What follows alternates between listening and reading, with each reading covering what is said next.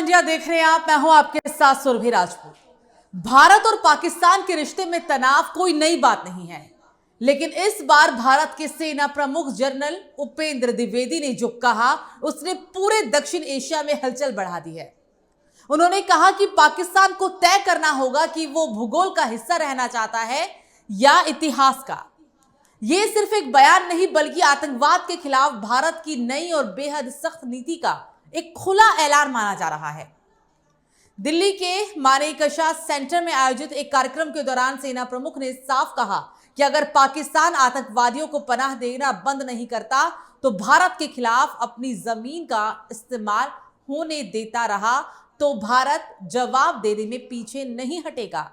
आपको बता दें कि यह बयान ऐसे समय में आया है जब भारत ऑपरेशन सिंदूर की पहली वर्षगांठ मना रही है। वही ऑपरेशन जिसने पिछले साल भारत पाकिस्तान के बीच 88 घंटे तक चले सैन्य तनाव को जन्म दिया था।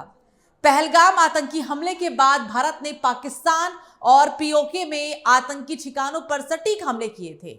भारत ने तब साफ कहा था कि अब आतंकवाद और बातचीत साथ साथ नहीं चल सकते।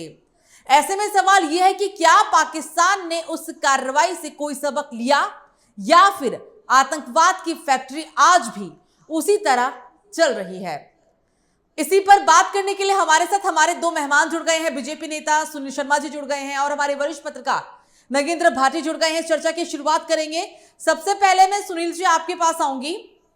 जनरल द्विवेदी का ये बयान पाकिस्तान के लिए आखिरी चेतावनी, आप इसे कैसे देखते हैं? सुनील जी आपको प्रणाम जी, नमस्ते, बोलिए।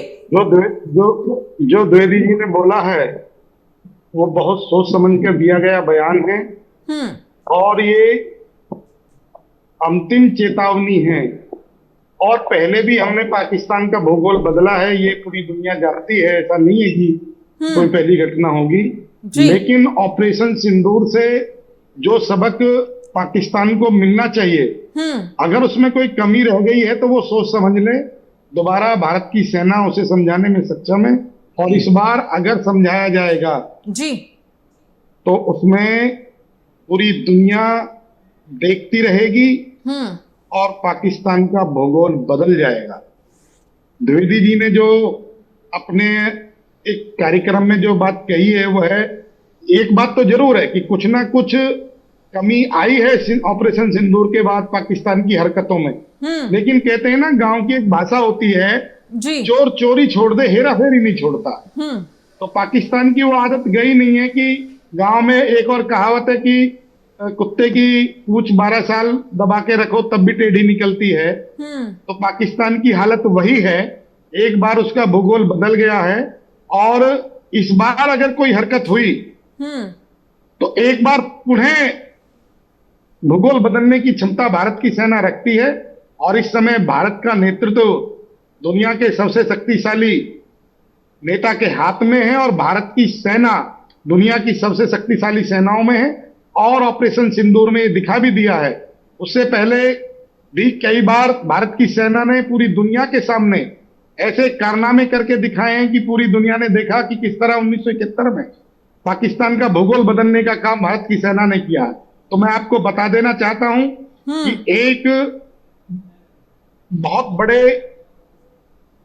व्यक्ति ने एक बात कही है कि पाकिस्तान है कि मानता नहीं, और हम उसे बार बार समझाने का प्रयास करते हैं, चाहे अटल बिहारी वाजपेयी जी भी रहे हों।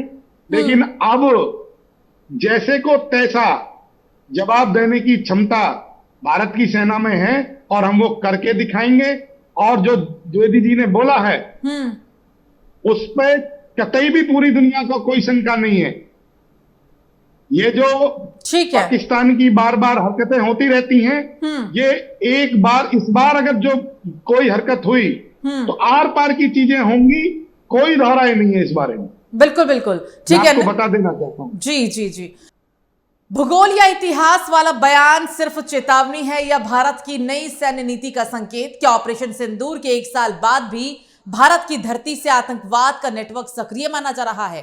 क्या भारत अब हर बड़े आतंकी हमले के जवाब में सीमा पर सैन्य कार्रवाई को न्यू नॉर्मल बना चुका है? ऐसे कई तमाम सवाल जिसका जवाब शायद समय रहने के बाद ही पता चल पाएगा। फिलहाल के लिए मेरे साथ इतना ही। नमस्कार।